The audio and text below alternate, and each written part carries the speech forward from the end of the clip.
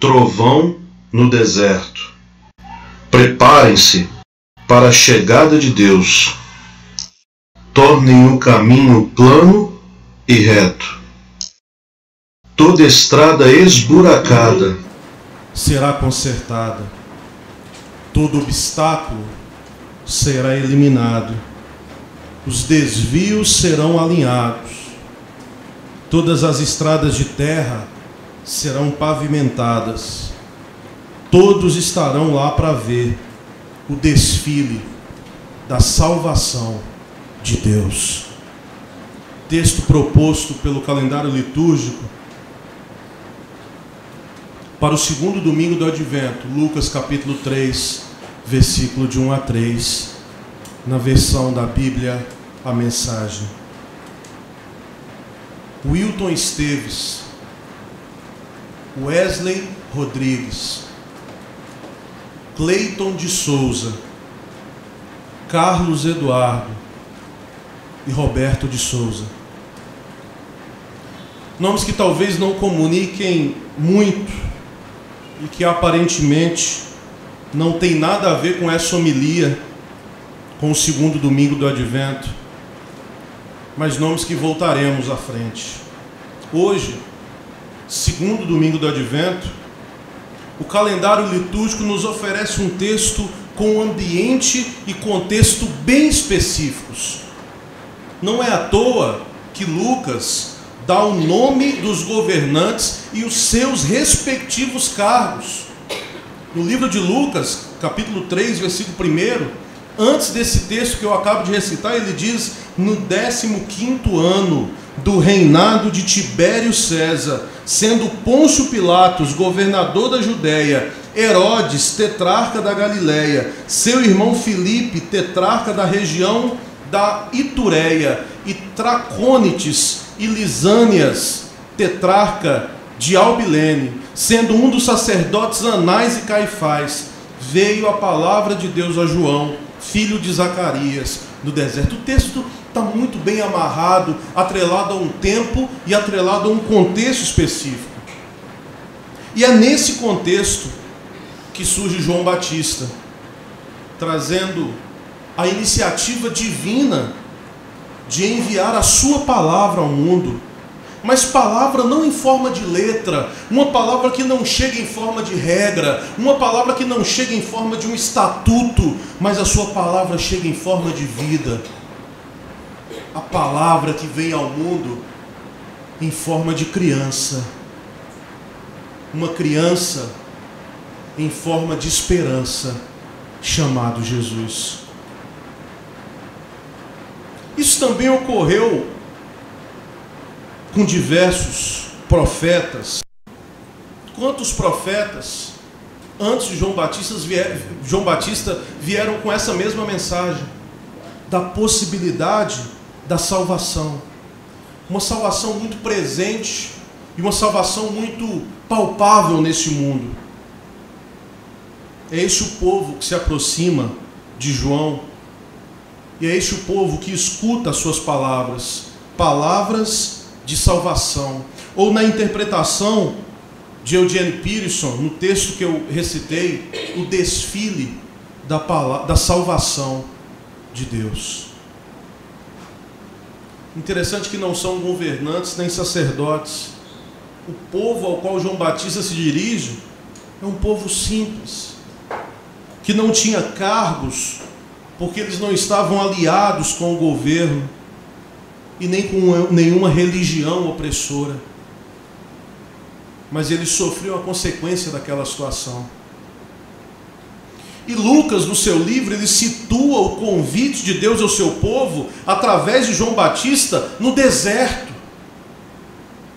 O deserto, lugar objeto de tantas analogias nas homilias cristãs ao longo dos tempos, mas que eu gostaria de pensar no deserto, nesse momento, apenas como um espaço que evoca a saída do Egito rumo a uma nova terra, a saída do Egito rumo a uma nova condição, rumo a um novo modo de ser sociedade. Onde nós nos situamos? Com os poderosos deste mundo? Ou no deserto, caminhando com aqueles que lutam por uma nova terra, onde todos tenham voz e onde as suas vidas sejam consideradas? No deserto, milhões de refugiados caminhavam dias inteiros à procura de uma nova terra, à procura de um espaço para morar. São muitos os que morreram no caminho ou travessia do mar, tentando atingir essa nova realidade. Pior, são rejeitados pelas fronteiras dos países que só se preocupam com a sua própria segurança, com o seu próprio bem-estar. Leia o texto proposto pelo calendário litúrgico no dia de hoje, e eu noto que hoje o deserto é outro. Mas o convite de João Batista continua vivo, porque o Senhor continua a nos convidar à conversão. Mas agora é uma conversão em direção ao outro. É nos convergir em direção ao outro. Nós somos convidados a pavimentar as nossas estradas para que todos vejam o desfile da salvação de Deus. Salvação que livra o outro da condição de excluído. Salvação que livra o outro da condição de desprezo. Salvação que livra o outro da condição de ser apenas mais uma estatística. Preparem o caminho. Wilton Esteves, Wesley Rodrigues, Cleiton de Souza, Carlos Eduardo e Roberto Souza. Sábado, 28 de novembro de 2015. Esses 5 jovens tinham acabado de voltar do Parque Madureira, zona norte do Rio de Janeiro, e iam lanchar quando, por volta das 23 horas, na comunidade de Costa Barros, o carro em que estavam foi alvo de inúmeros disparos na estrada João Paulo, na altura da curva do 20, subúrbio do Rio. Policiais militares atiraram contra esses jovens. Nesse domingo, dia 6 de dezembro, diversos pastores e líderes de igrejas do Rio de Janeiro estão partilhando, a partir das suas próprias comunidades, uma memória por esses 5 jovens executados com 111 tiros na última semana. Nesse domingo, nós queremos que nosso culto, que nosso momento coletivo de louvor, de adoração, de reflexão da palavra de salvação, nos conduza a nos lembrar que nós servimos ao Deus da vida.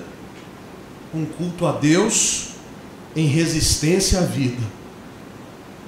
Neste domingo, nós queremos lembrar deles, orar pelas suas famílias, como já o fizemos, e a partir daí, lembrar de tantas vítimas da violência, seja de onde ela vem. Queremos lembrar que nenhuma vida diante de Deus pode ser reduzida a nada, a ponto de toda barbárie contra ela ser justificável e muito menos aceitável. Como li em um cartaz, em uma manifestação que eu fui nessa semana, exatamente por este ato, a dor de mães de filhos assassinados não tem preço. Castilho vai dizer que a indiferença diante do sofrimento provoca mais dano do que a violência que causa sofrimento. É sim muito importante na conduta humana não ocasionar dano, ou seja, não praticar o mal, não matar, não roubar, não ofender ninguém e jamais faltar com o respeito a qualquer pessoa, seja qual for a pessoa, e faça o que ela fizer. Tudo isso é verdadeiramente importante. Todavia, quase nunca pensamos que mais importante ainda é estar atento ao sofrimento, de tal forma, de tal modo, que jamais nos deixemos ficar indiferentes diante da dor, diante da solidão, diante da indignidade e da vergonha sofrida pelos outros. Falando desse tema, sou levado a lembrar do grande pastor Martin Luther King Jr., quando diz que a nossa geração não lamenta tanto os crimes dos perversos, quanto o estarrecedor silêncio dos bondosos. A nossa geração está como está, não é porque os maus são maus, é porque os bons são omissos. É porque a gente se cala. Um companheiro de caminhada da nossa igreja, que já esteve aqui por diversas vezes nos eventos da juventude, Ronilson Pacheco, interlocutor do Viva Rio junto às igrejas, nos chama a atenção para o mundo que nós vivemos, onde traição do evangelho é um beijo na boca entre duas mulheres ou entre dois homens, ou a encenação de crucificação de um travesti que causa mais indignação e nota de repúdio das igrejas do que a execução de 5 jovens pelas mãos do Estado, que não mobiliza sequer um sermão, sequer uma nota, sequer uma palavra de repúdio. Quem fuzilou os 5 jovens? O mesmo Ronilson, essa semana trouxe um texto que eu queria compartilhar com vocês. Quem fuzilou os 5 jovens? Alguns policiais? Não. Quem fuzilou os 5 jovens foi a instituição Polícia Militar, que insiste em tratar como um caso isolado de desvio de conduta, o que é modus operandi da estrutura. Quem fuzilou os 5 jovens foi parte da mídia, que transforma ações policiais em seriado de TV, para ser acompanhado como novela de ficção, romantiza abusos e exalta a violência contra a bandidagem. Quem fuzilou os 5 jovens foi a sociedade, que insiste em negar o racismo como marca fundamental das nossas relações, e na defesa de um discurso da segurança, acha razoável a morte dos culpados e a tortura dos suspeitos. Quem fuzilou os 5 jovens foram as igrejas, que ignoram a violência cotidiana, consideram o racismo uma pauta desnecessária e usam seus congressos jovens para falar de futilidades espirituais e projetos de Deus, que são na verdade os seus próprios projetos e não de Deus. Quem fuzilou os 5 jovens foi o Estado, na pessoa do seu governador e do seu secretário de segurança, que consideram tudo isso apenas um detalhe, visto se tratar de pretos e pobres que logo serão esquecidos, e o controle do território mantido, na pessoa do legislativo, que não dá a mínima para o risco de morte que habita as periferias brasileiras, porque eles não estão lá, na pessoa de um judiciário racista e corporativista. Então, mais uma vez, vão punir alguns policiais, 4 para ser específico, e darem como resolvida a questão até o próximo fuzilamento, e outro, e outro, e outro. Nós nos especializamos nisso: fuzilar e executar jovens pretos e pobres, encontrar meia dúzia de bodes expiatórios para pôr a culpa, e continuar matando essa raça que não quer viver, ou que não merece viver. Martin Heidegger fala do homem, apresenta o homem como sendo o pastor do ser. A missão do homem é cuidar do ser. O que Heidegger não diz é que o homem não é somente pastor do ser, mas é também pastor do outro. E a pergunta formulada por Caim não é o que fizeste do ser, mas o que fizeste do teu irmão, o que fizeste do outro. E nesse sentido, todos nós podemos ser bons pastores, verdadeiros pastores ou pastores mercenários. Podemos nos servir do outro, explorá-lo, utilizá-lo para o nosso prazer ou para o nosso poder. Ou então cuidar do outro, desejar e lutar pela sua paz, pela sua felicidade. E no momento que o outro se extravia, seja ele meu amigo ou não, no momento em que está machucado, quando os seus passos ou o seu espírito vacilam, Jesus nos dá o exemplo para escutar a sua voz, que fala mais alto do que o próprio eu. Guarda o teu irmão. Guarda o teu irmão. Queridos, eu quero os meus alunos vivos. Eu quero os adolescentes que eu trabalho na comunidade Complexo de Manguinhos e Complexo do Alemão vivos. Eu quero os jovens e quero as pessoas que essa igreja atende no Morro do Vidigal vivos. Eu quero as crianças que a Valéria rege na Rocinha vivos.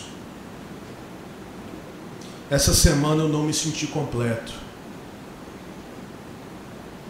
porque haviam irmãos nossos sofrendo. Gente que não foi cuidada, gente que não foi guardada, gente que não foi protegida. Como conciliar o sono se o choro tomava conta dos lares em Costa Barros? Lendo alguns comentários sobre esse fato durante a semana, eu encontrei um sociólogo, amigo nosso, foi meu professor, amigo também do nosso pastor Edson, Clemi Fernandes, bradando na internet como um verdadeiro profeta, a nos chamar a atenção que na ditadura civil-militar brasileira, enquanto tantos padeciam torturas, desaparecimento, banimentos e mortes, a rotina da sociedade transcorria normalmente ao som de uma canção que embalava a sociedade. 90 milhões em ação, para frente Brasil, salve a seleção. Existe um massacre continuado em nosso país, sobretudo de jovens e principalmente de negros, mas a vida segue cinicamente seu curso. Trabalho, lazer, futebol, celebrações religiosas, com cânticos de vitória, com cânticos triunfalistas, com cânticos egoístas, alienação e mercantilistas. Em Costa Barros se ouviu uma voz, lamentação e grande pranto. Mães e pais chorando seus filhos e não querendo ser consolados porque eles já não existem. Eles já não mais estão lá. Eu posso dizer que morreu um pedaço de mim no último domingo. E a cada morte de inocentes, eu morro mais um pouco. Porque há em mim um pouco de Amarildo.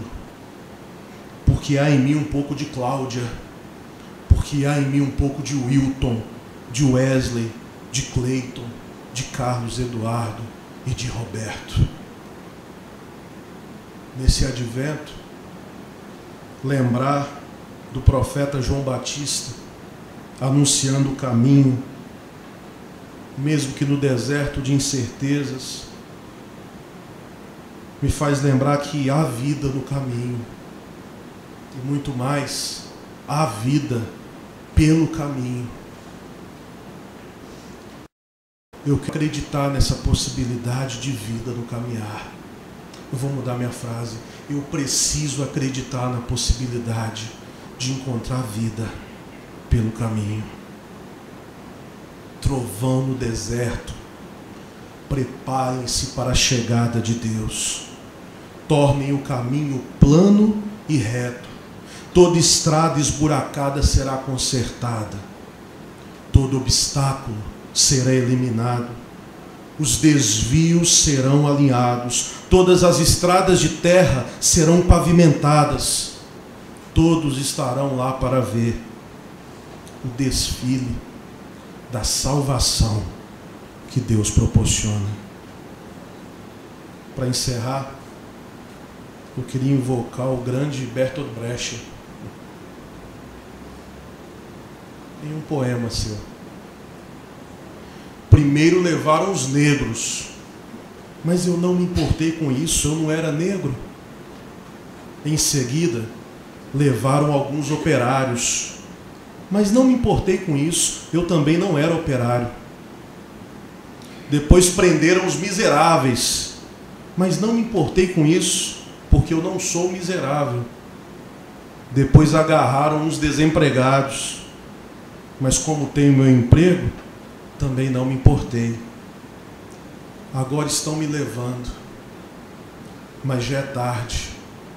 Como não me importei com ninguém, ninguém se importa comigo. Queria nessa manhã dizer que eu sou jovem, que eu sou negro e que eu ainda estou vivo. Que o Senhor nos dê a paz que precisamos.